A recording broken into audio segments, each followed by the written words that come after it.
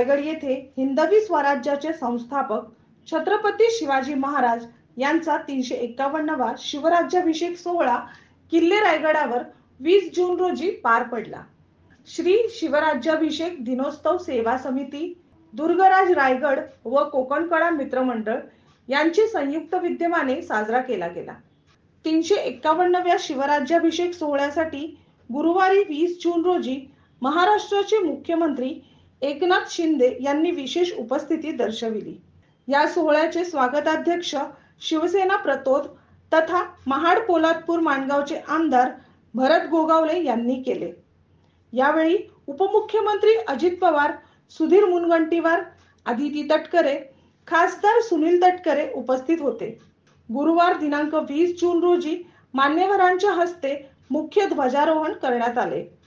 शिवछत्रपतींच्या मूर्तीवर जलाभिषेक आणि सुवर्णाभिषेक करण्यात आला।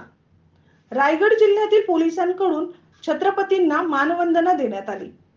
तसेच मोठ्या उत्साहात छत्रपती शिवभक्तांतर्फे पालखी मिरवणूक काढण्यात आली।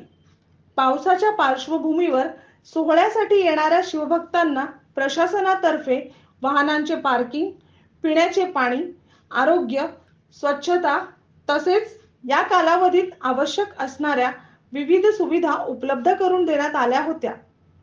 मनोज चेंडेकर, प्रखर लोकमान्य, महाड। संपूर्ण महाराष्ट्रातील परखड बातम्या पाहण्यासाठी आमच्या प्रखर लोकमान्य न्यूजला सबस्क्राइब करून बेल आयकॉनवर क्लिक करायला विसरू नका।